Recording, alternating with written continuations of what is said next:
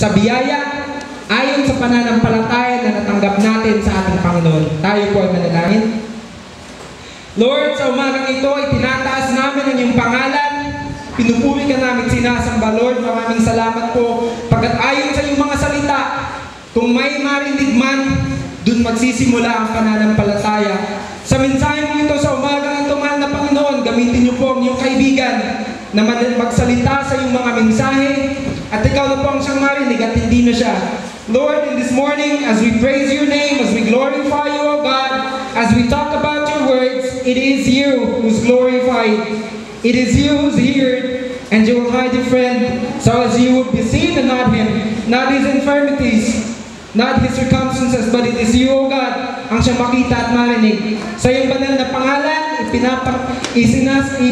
dinadasal namin ang lahat, pagkat as nasabi mo, Panginoon, whatever we ask you, we need to do it in your name, in prayer, in the name of the Lord Jesus Christ. We declare the sound mind, the sound spirit to hear your word, and absorb what is your message. So God, we glorify your name in your mighty name. Amen. Magsiupo po kayo.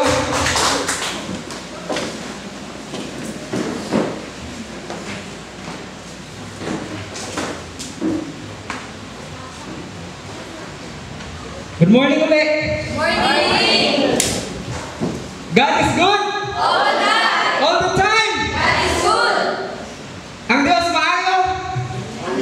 Amen. Sa tanang gayon, sa lahat ng panahon, ang Diyos ay mabuti. Amen! Sa lahat ng panahon. Sa lahat ng panahon. Diyos ay mabuti! Amen. Ang Diyos ay mabuti. Hallelujah. Pagkat ang Diyos natin ay mabuti, at dito tayo ngayon nagkatipon-tipon. Hindi ayon sa kung sino mang humila sa inyo. May humila ba? May nahila ba sa inyo na kakilala nyo lang, hinila kayo, papunta rito? Pumunta pa kayo dito ayon sa inyong kalooban, ayon sa inyong puso at paniniwala. Amen ba? Amen! Baka may pinelsa sa inyo dito Wala ba? Yung kasama ni Karen. Anong pangalan mo si... Kiza? K-I-Z-A? Iza? May K or Iza lang? Kiza! Kiza. Okay. Bakit napunta si Kiza sa church?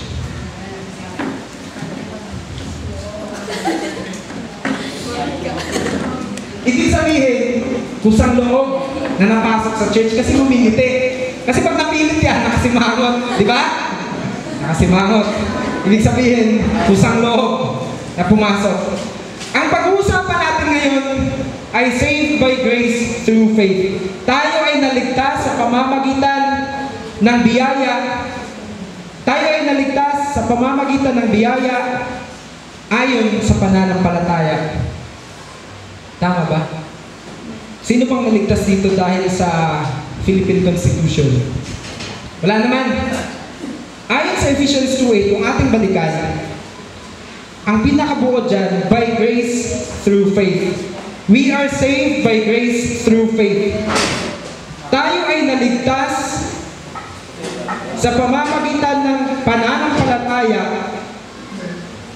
at ito'y hindi sa inyong sarili, ito'y kaloob ng Diyos. Dapat natin itong pag-usapan ang bagay nito upang mapatunayan natin na ang pagbautismo sa inyo doon sa tubig ay hindi siya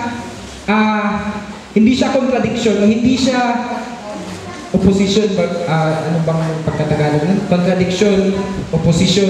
Hindi siya against laban ba? Hindi siya kontra, pinakasalita, hindi siya kontra sa doktrina ng salvation by grace through faith. May kaligtasan ayon sa biyaya sa pamamagitan ng pananampalataya.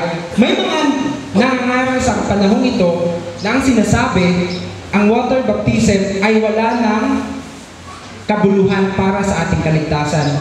Yun po ang dapat nating pag-usapan, na kailangan pa rin mabautismuhan ang sino man na may pananampalataya sa Panginoon. Ang biyaya ay tumutukoy kung ano yung ginawa sa atin ng Panginoon.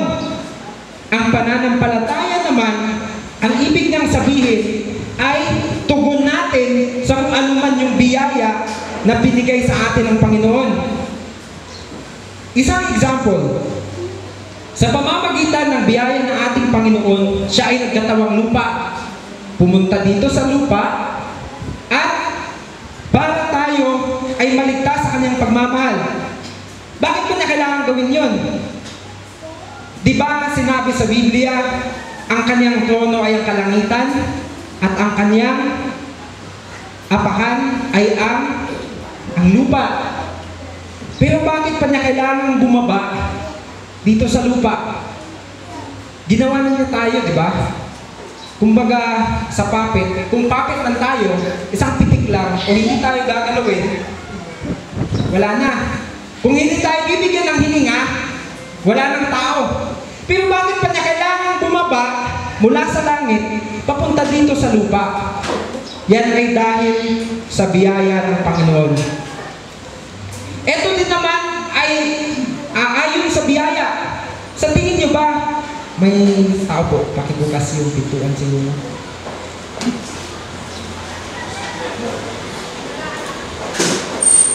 Ayon naman, dahil naman sa biyaya na nakarating sa atin ang magandang balita. Ano ba ang magandang balita? Ano ba ang salita ng Diyos? Ha? Ano ba ang may buhay sa salita ng Diyos?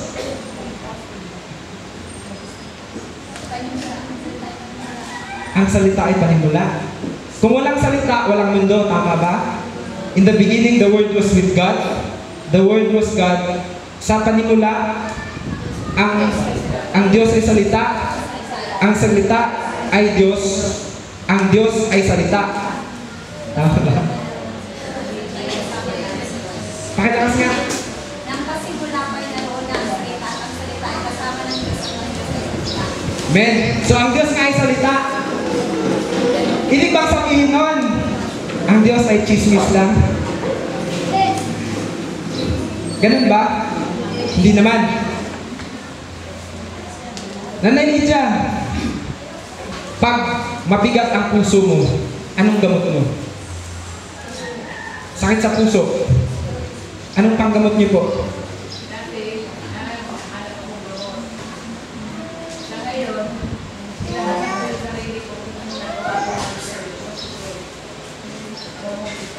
Amen. Nang dahil sa salita ng Panginoon, nang dahil sa kanyang biyaya, dumating ang magandang balita sa Pilipinas.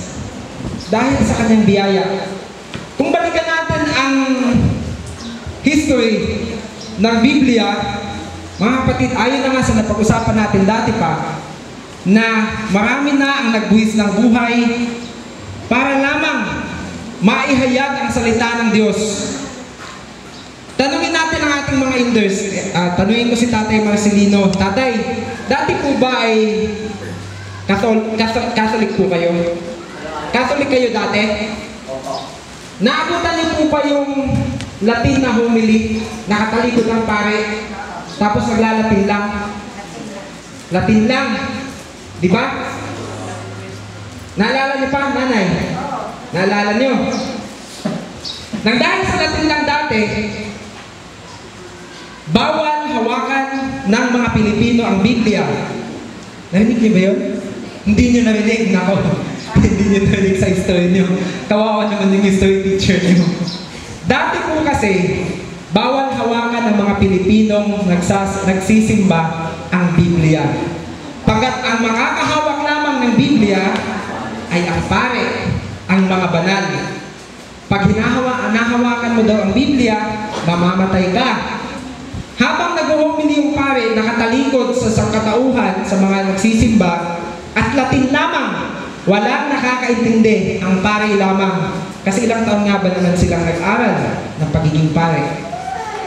Nang dahil sa biyayang iyon, nagbuhis ng buhay si John Wycliffe, isang dalubhasa sa lingwahe ng Latin. Inilimbag ang Latin sa English.